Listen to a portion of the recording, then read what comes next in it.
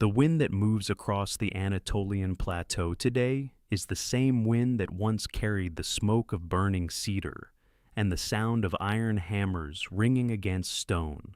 Stand here on this high ground above the bend of the Halis River in central Turkey, and you are standing at the center of a forgotten empire, an empire that once rivaled Egypt, an empire that fought the most powerful pharaoh who ever lived, signed the world's oldest surviving peace treaty, and then vanished so completely from human memory that for nearly 3,000 years, scholars believed it had never existed at all. Welcome. The story you are about to follow is one of the most extraordinary and least told in all of ancient history. This is the story of the Hittites. They emerged from obscurity around 2000 BCE, Indo-European migrants moving into a land already shaped by older cultures, the Hattians, the Assyrian merchants of Kadesh, the traders who pressed cuneiform signs into wet clay and built fortunes on tin and textiles. The newcomers did not erase what they found. They absorbed it.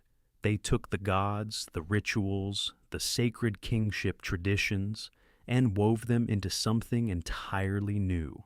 By around 1650 BCE, a king named Hattusili I had raised a capital of cyclopean stone walls, lion-carved gates, and towering sphinx guardians at a place called Hattusa. From this fortress city on the plateau, a civilization was born that would reshape the ancient world.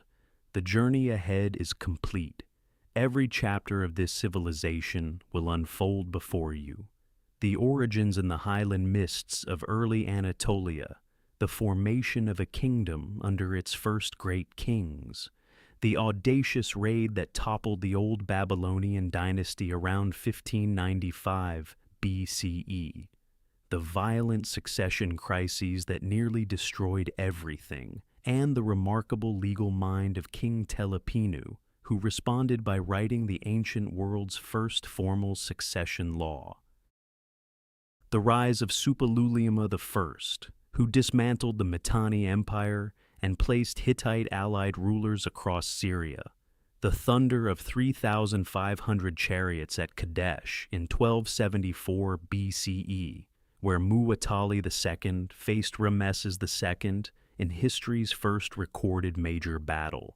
The extraordinary peace treaty that followed, carved in both Akkadian cuneiform and Egyptian hieroglyphs, a document so significant that a replica hangs today in the corridors of the United Nations in New York. And then, the silence. Around 1180 BCE, Hattusa burned, the archives were scattered, the great walls fell quiet. The Hittite Empire disappeared so thoroughly that the Hebrew Bible mentioned them, and later readers assumed the reference was mythological. It took until 1876 CE for a scholar named Archibald Sayce to recognize Hittite inscriptions, and until 1906 CE for excavations at Hattusa to begin pulling 30,000 cuneiform tablets from the earth, restoring an entire civilization to human knowledge. This is what makes the Hittites so astonishing. Not merely their military power, though that was formidable. Not merely their architecture, though Hattusa's Lion Gate and massive stone walls still stand today. It is the totality of what they built, a legal system that favored fines over execution, a pantheon of 1,000 gods drawn from every people they encountered, a diplomatic tradition that gave the world its first international peace agreement, a civilization of farmers, scribes, priests, and bronzesmiths living full lives on a windswept plateau, 3,000 years before anyone remembered their names. If these complete journeys through ancient civilizations speak to something in you, please subscribe so you do not miss what comes next.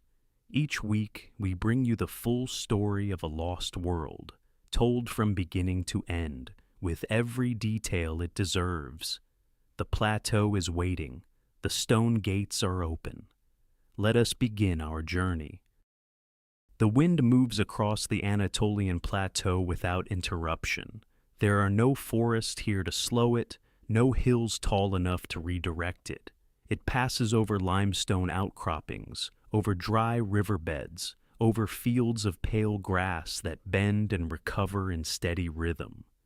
This is one of the oldest inhabited landscapes on Earth, and for most of its history, it kept its secrets beneath layers of dust and silence. Around 2500 BCE, central Anatolia was home to a people known today as the Hattans. They were not Indo-European. Their language, their gods, and their sacred traditions belonged to an older world, one rooted in the soil of Anatolia itself, rather than imported from distant migrations. They built settlements on elevated ground, worshipped storm deities and sun goddesses, and developed a sacred concept of kingship in which the ruler served as the earthly representative of divine forces. Their culture was sophisticated, their religious vocabulary rich, and their influence would outlast their political independence by centuries. Then, gradually, something changed. Beginning around 2000 BCE, groups of Indo-European-speaking peoples moved into central Anatolia from the north and east. The precise routes of their migration remain debated, but their linguistic fingerprints are unmistakable. They brought with them a language that would eventually become what scholars now call Hittite, the oldest recorded Indo-European language in history. They also brought horses, new burial customs, and a social organization built around warrior aristocracies. What followed was not conquest in the simple sense. It was absorption. The newcomers did not erase the Hattans. Instead, over generations, they adopted Hattian divine names, ritual formulas, and sacred kingship traditions, weaving them into their own emerging identity. Hattian words filled Hittite religious texts. Hattian gods stood alongside Indo-European ones in the same temples. The result was a civilization that belonged entirely to neither origin, something new, layered, and deeply syncretic.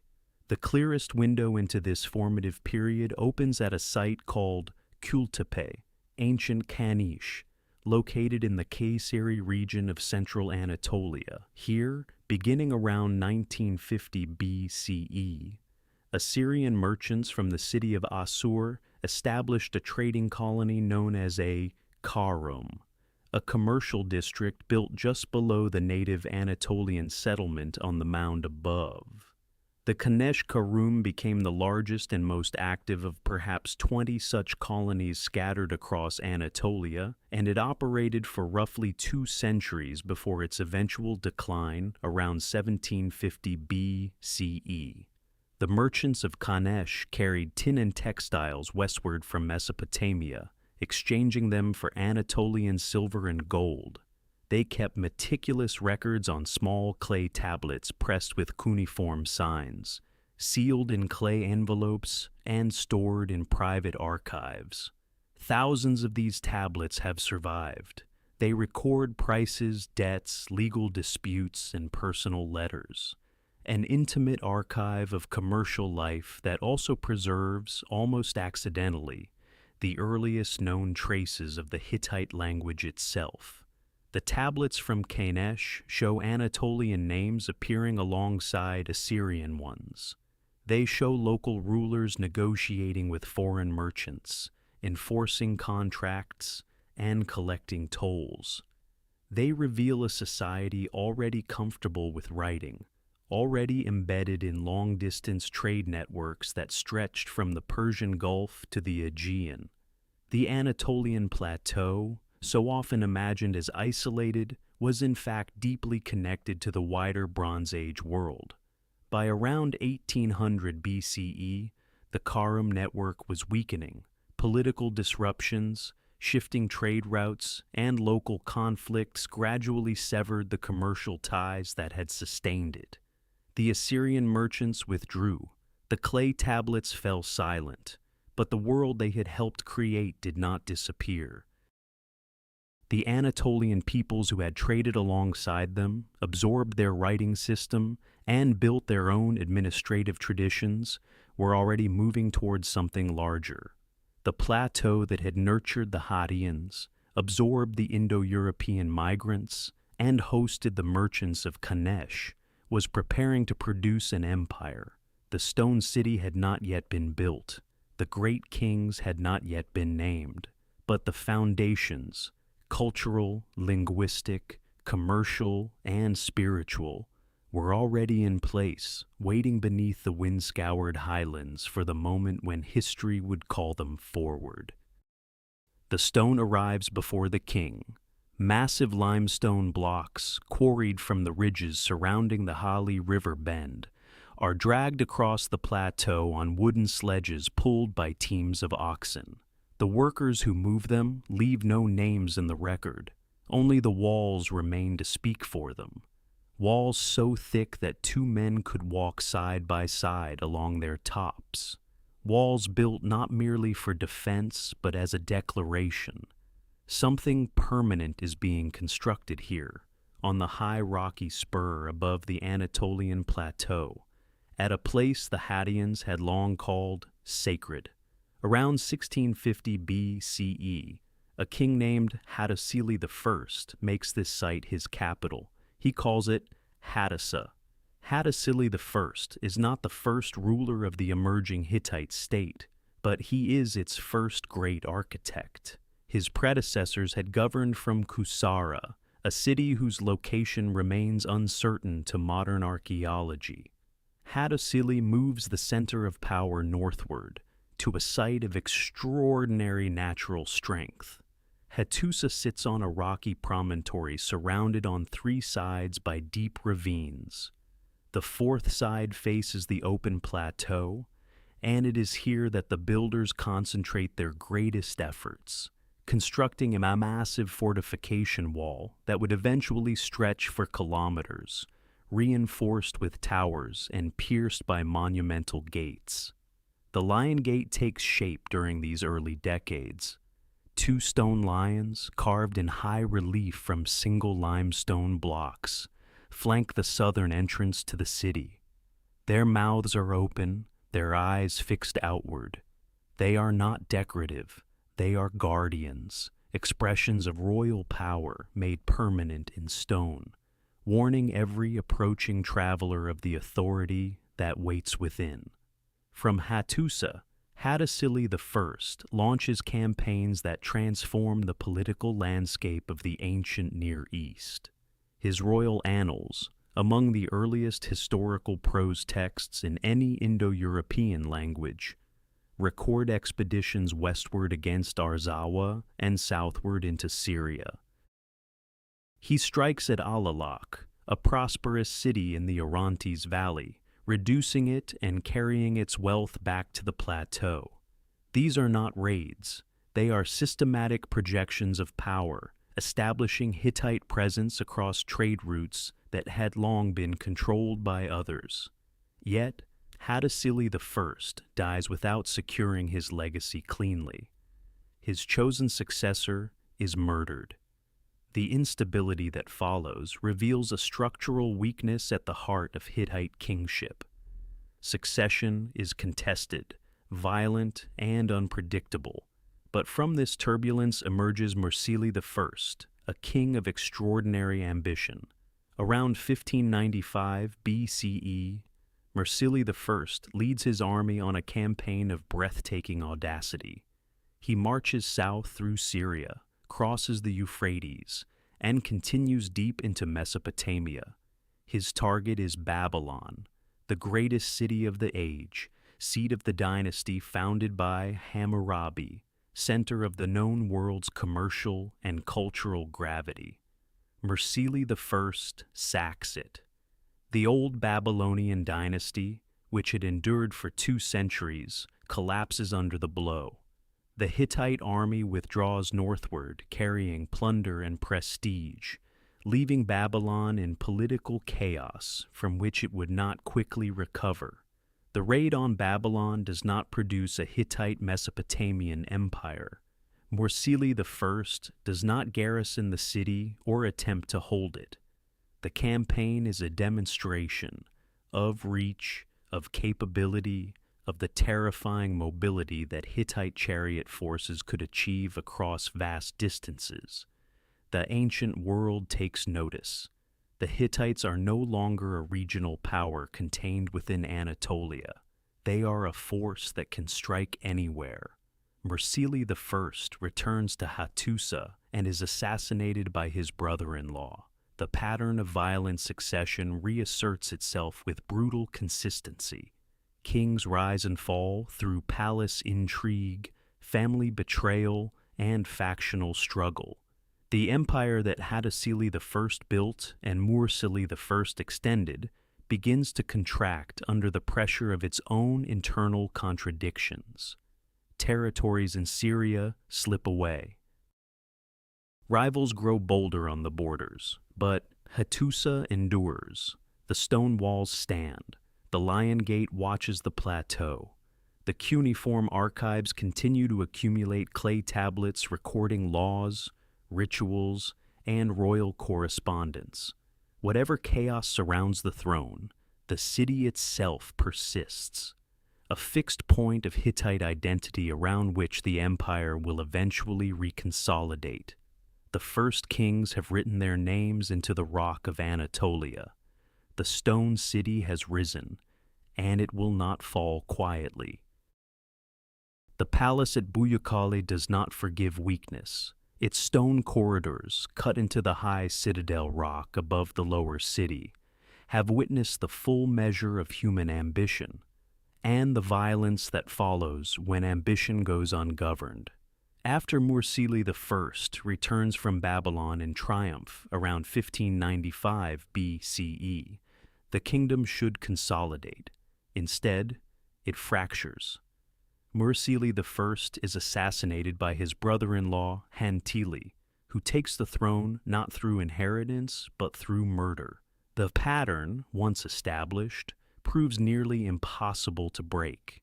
Hantili himself lives in fear of the precedent he has set. His reign is marked by anxiety, border losses, and the slow retreat of Hittite influence from the Syrian territories so recently won. When he dies, the violence continues. Zidanta, his son-in-law, eliminates Hantili's heirs. Then Amuna eliminates Zidanta. Then Huzziya moves against Amuna's line. Each succession produces another round of killings. Sons are murdered before they can inherit. Brothers are executed as precautions. The royal family of Hatti becomes its own most dangerous enemy. Meanwhile, the empire contracts. The Hurrians press from the east. Arzawa reasserts independence in the west. The territories in northern Syria, held briefly under Mursili I, are lost entirely. The kingdom that once reached the walls of Babylon now struggles to maintain coherence within Anatolia itself. It is into this cycle of blood that Telepinu emerges, around 1525 BCE. He comes to power through the same irregular means as his predecessors, displacing a king named Huzziya. But what distinguishes Telepinu is not how he takes power. It is what he does with it. Rather than simply ruling, he attempts to change the rules themselves. The Edict of Telepinu survives in multiple cuneiform copies, pressed into clay tablets recovered from the Hattusa archives. Its language is direct and deliberate. It opens by recounting the history of the succession crises, naming the kings, naming the murders, tracing the damage done to the kingdom by ungoverned inheritance. This historical accounting is itself remarkable. A Bronze Age king is using the past as evidence, constructing an argument for institutional reform. The edict establishes a clear order of succession. The throne passes first to the king's son by his principal wife, then to secondary sons, then to the husband of a royal daughter, if no male heir exists. It forbids the execution of members of the royal family without formal judgment. It reconstitutes the Pancus, an assembly of nobles and warriors, as a body with authority to adjudicate royal misconduct and oversee succession disputes. The king is powerful, but no longer entirely above the law he administers. Seal impressions recovered from Buyukale show the administrative apparatus that supports this new order. Scribes press royal cylinders into wet clay, authenticating documents with the king's image. The inner citadel holds not just the throne room, but the archive rooms, the administrative offices, the storage chambers where grain tallies and legal records accumulate alongside diplomatic correspondence. Governance here is a physical act, clay shaped by hand, dried in the sun, stored in rows. The Edict of Telepinu does not end all succession conflict. The centuries between 1525 and 1400 BCE remain turbulent, and the historical record grows thin in places. But something has shifted. The idea that royal power must be bounded by written law, that inheritance must follow codified rules rather than the strength of the claimant's sword arm, has been introduced into Hittite political culture. It will not be forgotten. The plateau outside Hattusa remains unchanged through all of this. Wind-scoured, vast, indifferent to the struggles inside the citadel walls. But inside those walls, something new is being built alongside the stone architecture. A legal architecture, a framework for governance that will eventually support the empire's greatest centuries, when kings like Suppiluliuma I inherit not just a throne, but a system designed to hold. The legal architecture holds, and into the structure it has built, a king arrives who will use it to transform the ancient world. Around 1344 BCE, Suppiluliuma I ascends the Hittite throne. The empire he inherits is functional but diminished, its borders contracted, its prestige in the Near East uncertain, its rivals watching from the east and south with calculating patience.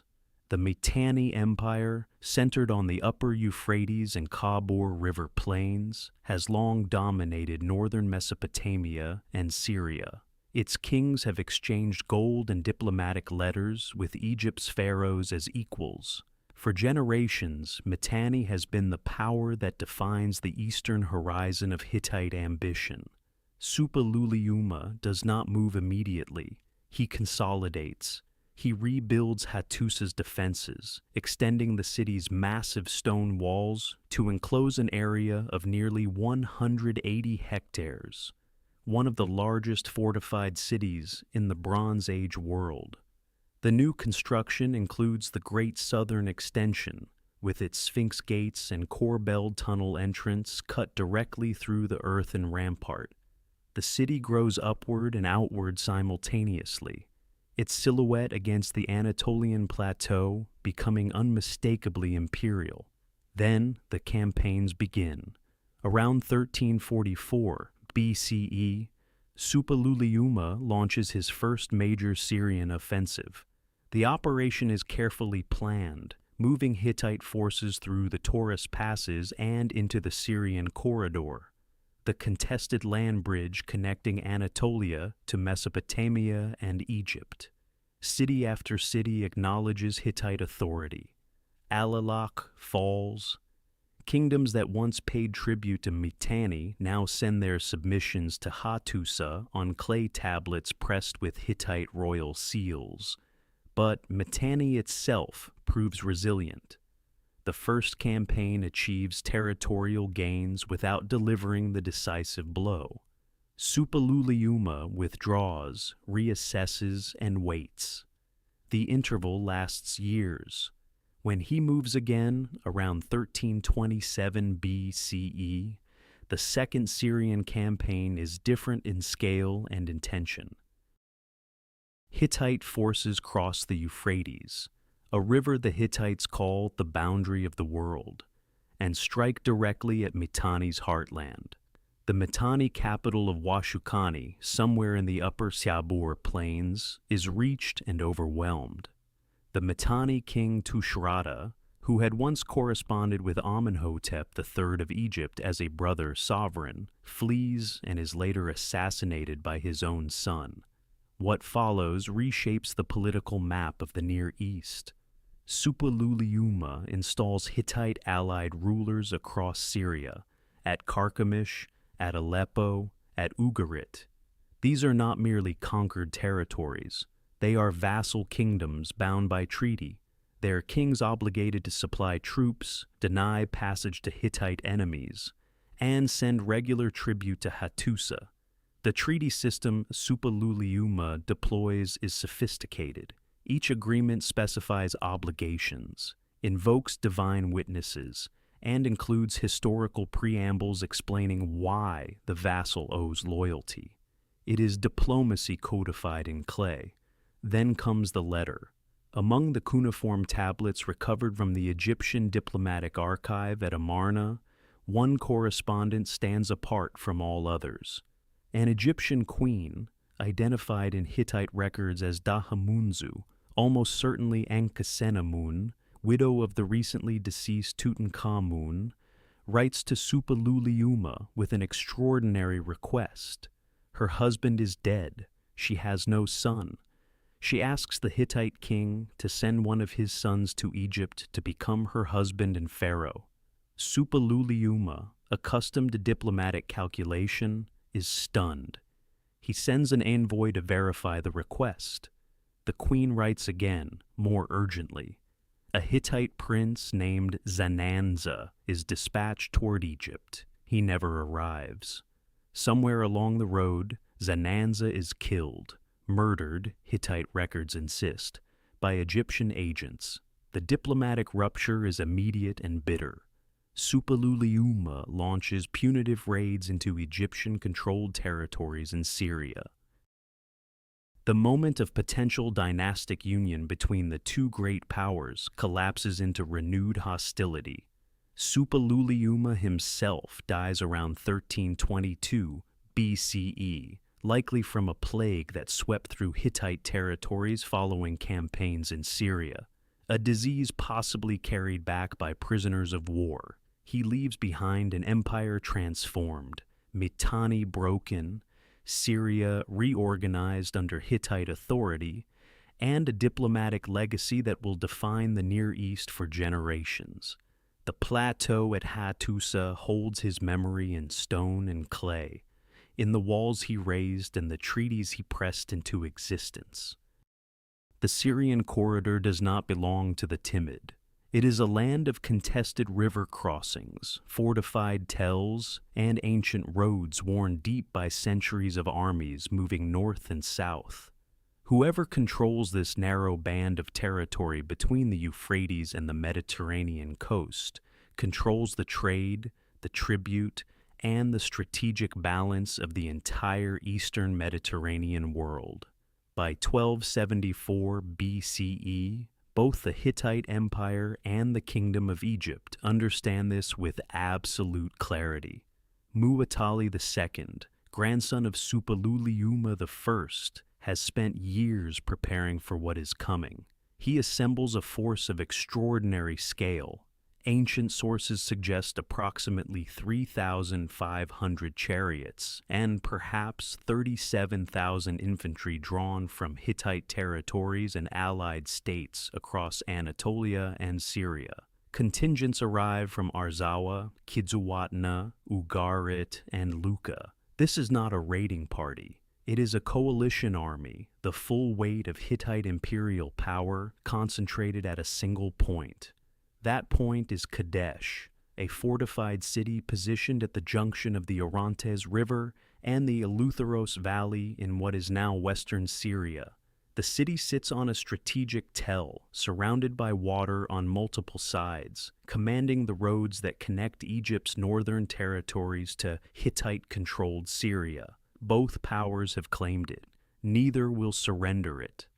Ramesses II marches north from Egypt with 4 divisions named after the gods Amun, Ra, Ptah, and Seth, perhaps 20,000 men in total. He moves with confidence, possibly with overconfidence. Hittite scouts and deliberate deception have fed his advance forces false intelligence, suggesting the Hittite army remains far to the north, near Aleppo. Ramesses pushes his Amun division forward, crossing the Orontes and making camp northwest of Kadesh before the other divisions have closed the gap. The Hittite chariots strike from the east, crossing the Orontes in force and hitting the Ra division while it is still strung out on the march. The Egyptian formation shatters. Survivors flood northward into the Amun camp, carrying panic with them. For a moment, the entire Egyptian position teeters on collapse. What saves Ramesses is a combination of personal command, the timely arrival of a separate Egyptian force called the Ne'arin from the coast, and the Hittite chariots pausing to plunder the Egyptian camp, rather than pressing their advantage. The battle dissolves into a brutal, grinding engagement along the river plain, neither side achieving decisive victory, both sides suffering significant losses. The Hittite chariot itself deserves attention here, where Egyptian chariots carry 2 men, a driver and an archer. The Hittite design carries 3, driver, shield bearer, and a spearman or javelin thrower. This configuration prioritizes shock and close combat over range fire, reflecting a fundamentally different tactical philosophy. The Hittite chariot is a weapon of impact. The Egyptian chariot is a mobile archery platform. At Kadesh, both systems meet at full scale for the first time. When the fighting ends, both Muwatalli II and Ramesses II claim victory. Egyptian temple walls at Abu Simbel, Luxor, and Karnak fill with carved reliefs showing Ramesses triumphant, the Hittites fleeing in disorder. Hittite records acknowledge the battle's inconclusive outcome with considerably more restraint. The Syrian corridor remains disputed. Kadesh itself stays under Hittite influence. What the battle truly produces is not a winner. It produces exhaustion, and eventually, the recognition that neither empire can destroy the other. The plateau at Hattusa and the Nile Valley are simply too far apart, too deeply rooted, too costly to conquer. The world's first great superpower confrontation ends not in domination, but in stalemate, and in the slow, inevitable logic of diplomacy that must follow when armies cannot decide what politics cannot resolve alone. 15 years is a long time to maintain a stalemate. 15 years of border skirmishes, diplomatic silences, and the slow accumulation of pressure from every direction. Assyria rising in the east, internal tensions within both empires, trade routes disrupted by unresolved conflict. By around 1259 BCE, the logic of exhaustion has matured into something more durable. It has become the logic of necessity. The treaty that emerges between Hattusili III of Hatti and Ramesses II of Egypt is not a document of defeat. Neither side surrenders territory. Neither king bows. What they produce instead is something the ancient world has never formally seen before. A written, bilateral agreement between 2 sovereign powers, each acknowledging the other's legitimacy, each committing to mutual defense, extradition of refugees, and the renunciation of further aggression. The text survives in 2 languages, Akkadian cuneiform on clay tablets found at Hattusa, and Egyptian hieroglyphs carved into temple walls at Karnak and Ramesses. Both versions carry the same essential terms, though each frames the agreement as a generous gift from its own king to the other. The clay tablet version, now housed in the Istanbul Archaeological Museum, is among the most significant objects ever recovered from the ancient world. Its surface carries the careful impressions of a trained scribe working in Akkadian, the diplomatic lingua franca of the Bronze Age, pressing meaning into wet clay with a reed stylus. The text invokes the gods of both nations as witnesses and guarantors. It is simultaneously a legal instrument, a religious oath, and a geopolitical architecture built to last. What the treaty reveals about Bronze Age diplomacy is extraordinary. The Hittites and Egyptians had been exchanging formal correspondence for generations, part of a wider network of royal communication that included Babylon, Assyria, Mitanni, and Cyprus.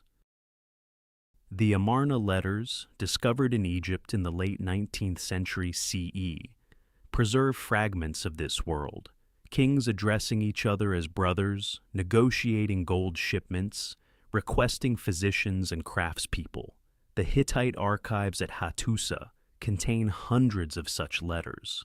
Diplomacy in this era is personal, elaborate, and deeply ritualized. The marriage alliance that follows the treaty deepens the bond. Around 1246 BCE, a Hittite princess, daughter of Hattusili III, travels to Egypt to become a wife of Ramesses II. Egyptian records name her Mathorn Ferur. The journey itself is a diplomatic performance, a procession carrying gifts, attendants, and the physical embodiment of the new order across the Syrian corridor that both empires had fought over for decades. Into this era of consolidation steps Tudhaliya IV, son of Hattusili III and the last great Hittite king. His reign, roughly 1237 to 1209 BCE, produces one of the most remarkable religious monuments of the ancient world. At Yazilikaya, just outside Hattusa, natural rock chambers become a carved sanctuary. Processions of gods move across the stone faces in careful relief. 12 underworld deities on one wall, the great divine assembly on another. Tudhaliya himself appears among them, embraced by the god Sharuma. Carved around 1230 BCE, Yazilikaya is theology made permanent in limestone, a king's declaration that Hatti stands at the center of divine order. The late Hattusa that Tudhaliya IV inhabits is a city of temples, storehouses, and administrative complexity. The upper city holds at least 30 temples. The citadel of Büyükkale contains the royal archives, the audience halls, and the residences of the scribal bureaucracy that keeps the empire functioning. Grain records, ritual instructions, diplomatic correspondence, and legal texts accumulate on shelves of clay. The empire governs through documentation as much as through force. Yet even at this height, the pressures gathering at the edges of the Bronze Age world are beginning to make themselves felt. Assyria presses from the east. Grain shipments become urgent requests rather than routine logistics. The last known Hittite royal letter, sent to Egypt around 1180 BCE, asks desperately for food. The plateau that once seemed impregnable is growing quiet in ways that carry no comfort. Before the king speaks, the gods must be fed. This is not metaphor in the Hittite world. It is administrative reality. Each morning, in temples distributed across Hattusa and throughout the empire's provincial cities, priests and priestesses carry bread, oil, and beer to stone cult images housed in inner sanctuaries. The ritual is precise, documented, and legally binding. To neglect it is not merely impiety. It is a breach of contract, with powers that hold the harvest, the rain, and the outcome of war in their hands. The Hittites called their divine assembly the 1,000 gods of Hatti. The number is not literal, but it is not far from the truth. Over centuries of conquest and absorption, every deity encountered, Hadean, Hurrian, Luwian, Mesopotamian, was welcomed into the pantheon rather than suppressed. The storm god Tarhuna stands at the center, paired with the sun goddess Arina, whose cult at her sacred city predates the Hittite kingdom itself. Around them cluster hundreds of others, gods of mountains, rivers, springs, and individual cities. Each requires its own temple, its own priesthood, its own calendar of festivals. The grandest of these festivals is the Purali, celebrated each spring to renew the cosmic order. Texts recovered from Hattusa describe processions, animal sacrifices, ritual combat narratives, and the recitation of the Iluyanka myth, a story of the storm, God's battle with a great serpent, representing the eternal struggle between order and chaos. The king himself participates, not as observer, but as chief priest, moving between shrines across the city in a choreographed sequence that can last days. His religious role is inseparable from his political one. Outside the city walls, the plateau sustains the empire through patient agricultural labor. The Anatolian highlands are not naturally generous. The growing season is short, the soil thin in places, the winters severe. Farmers on terraced hillsides cultivate emmer wheat and barley, tend orchards of fruit trees in sheltered valleys, and graze sheep and cattle on the open grasslands above. Grain storage archives at Hattusa record the collection and redistribution of agricultural surplus with bureaucratic precision. Thousands of tablets tracking quantities, origins, and allocations across the empire's territories. Wool is among the most valuable commodities the plateau produces. Hittite sheep yield fiber that feeds a textile industry documented in both palace records and private merchant accounts. Women in households and workshop settings spin, weave, and dye cloth in colors derived from local plants and minerals. This textile trade connects Hittite producers to markets across the Near East, continuing a commercial tradition that stretches back to the Assyrian Karam merchants at Kadesh centuries earlier. Bronze remains the dominant metal of the military and the workshop. Smiths working with copper and tin produce weapons, tools, and ceremonial objects with considerable skill.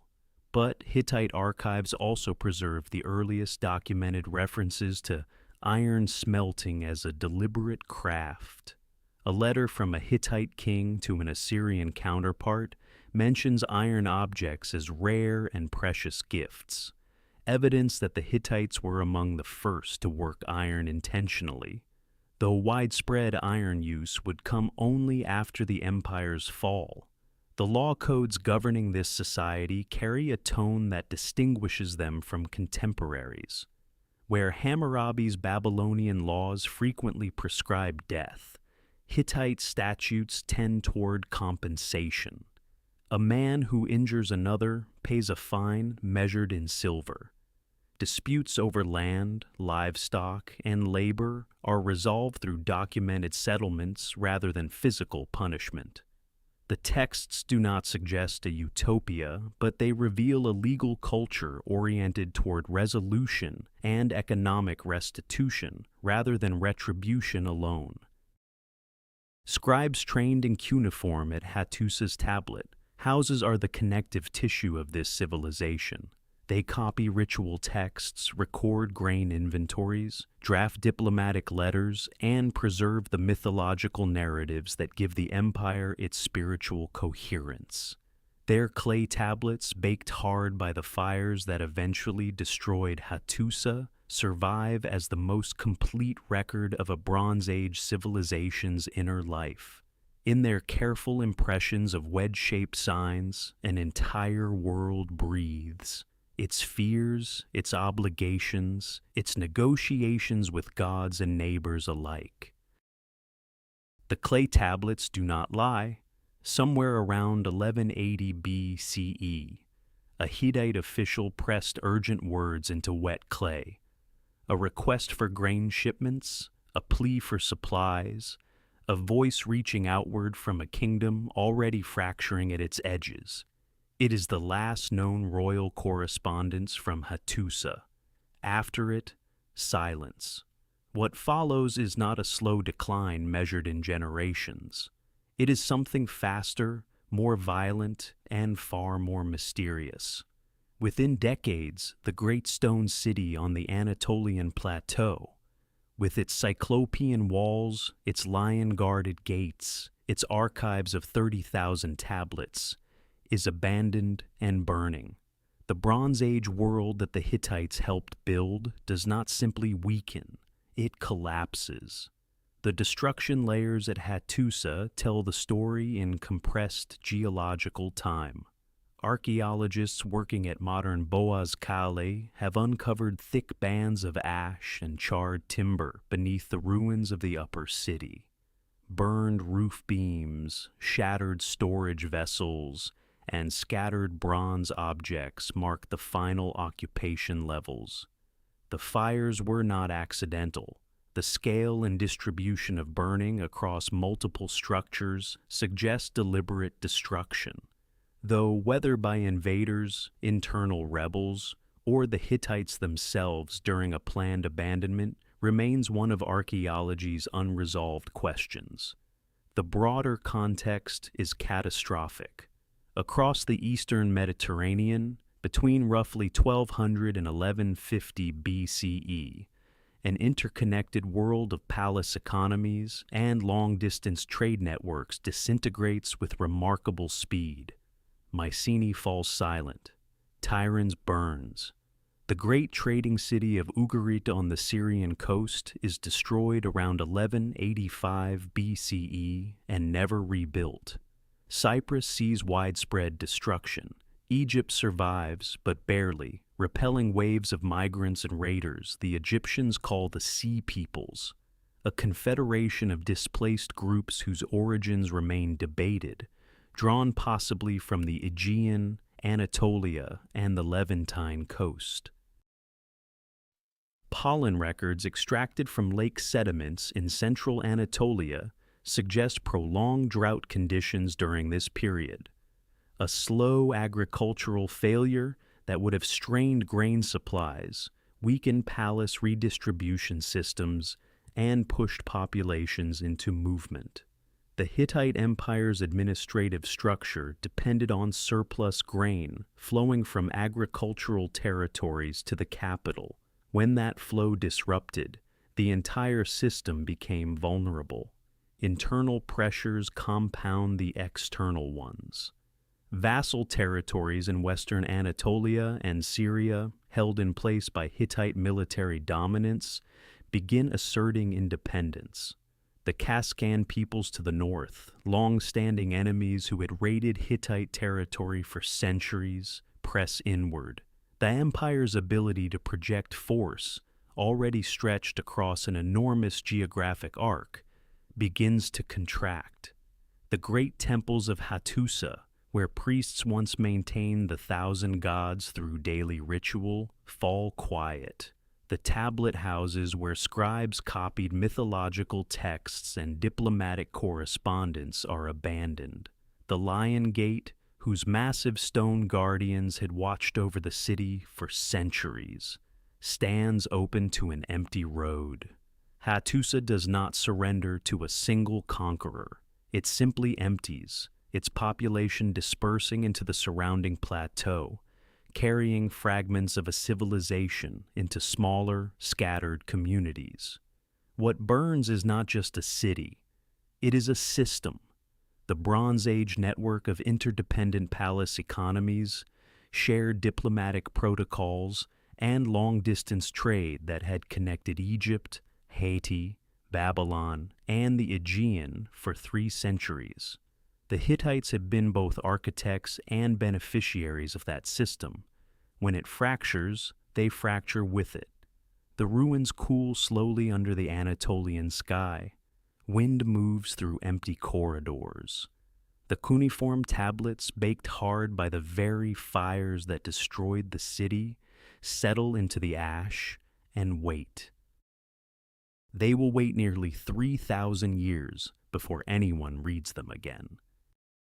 The ash settles, the plateau grows quiet, but history, unlike empire, does not simply end. In the centuries following Hattus's abandonment, something remarkable occurs. The Hittite world does not vanish entirely. It contracts, migrates southward, and reassembles itself in smaller forms along the northern Syrian corridor and the foothills of southeastern Anatolia. At Carchemish on the Euphrates, at Malatya, at Zinchirli, and at Til Barsip, communities carrying Hittite royal traditions, artistic conventions, and Luwian hieroglyphic script establish what historians now call the Neo-Hittite city-states. Their carved basalt orthostats, stone slabs lining palace entrances with processions of gods, warriors, and hunted lions, preserve the visual language of the empire in miniature. The craftsmanship is confident, the iconography unmistakably descended from Hattus's workshops. These successor states endure for nearly 5 centuries. They trade, negotiate, and occasionally fight with Assyria, Aramean kingdoms, and each other. Assyrian royal annals record tribute paid by kings bearing Hittite names. The memory of the great empire persists, at least in the region, as a living cultural inheritance. Then, between roughly 740 and 700 BCE, the Neo-Assyrian Empire absorbs them one by one. Carchemish falls to Sargon II in 717 BCE. The last institutional threads connecting the living world to Hattusa are severed. What follows is a silence of extraordinary depth. The Hittites do not disappear from all records. They appear in the Hebrew Bible, mentioned in Genesis, Numbers, and the books of Kings as the children of Heth, inhabiting Canaan alongside other peoples. But these references are fragmentary, contextually ambiguous, and increasingly treated by later scholars as legendary rather than historical. By the classical Greek and Roman periods, no coherent memory of the Hittite Empire survives in any literary tradition. A civilization that had signed treaties with Egypt, fielded tens of thousands of soldiers, and governed Anatolia for 5 centuries has become, effectively, invisible. The rediscovery begins quietly. In 1876 CE, the British scholar Archibald Sayce presents a paper identifying strange hieroglyphic inscriptions found across Anatolia and northern Syria as belonging to a single, previously unknown ancient people. He proposes, cautiously, that these are the Hittites of the biblical record. The academic world receives this suggestion with considerable skepticism. Then, in 1906 CE, the German archaeologist Hugo Winkler begins excavating at Boğaz Kale in central Turkey, the site of ancient Hattusa. What emerges from the earth staggers the scholarly community. Over subsequent decades, more than 30,000 cuneiform tablets surface from the ruins, including the Akkadian text of the Egyptian-Hittite peace treaty. A forgotten superpower steps back into history. Today, a replica of that treaty hangs in the United Nations headquarters in New York, a silent acknowledgement that the concept of binding international agreement between sovereign powers has roots reaching back to the Bronze Age plateau of Anatolia. The original tablet rests in the Istanbul Archaeological Museum. its cuneiform signs still crisp after 3,000 years. At Boaz Kale, excavations continue. Each season, the earth yields new fragments, administrative records, ritual texts, diplomatic correspondence, that deepen understanding of a civilization whose sophistication continues to surprise. The Hittites built in stone and clay and bronze. They negotiated when others fought, absorbed what others erased, and governed through law when others governed through fear alone. Their empire collapsed, their capital burned, their name was forgotten. And yet the tablets survived, baked hard by the very fires meant to destroy them, waiting with the patience of stone for the moment the world was ready to listen again. If this journey through the ancient Anatolian world has moved something in you, consider subscribing to follow future explorations into the civilizations that shaped our world. There are many more forgotten empires waiting to be remembered.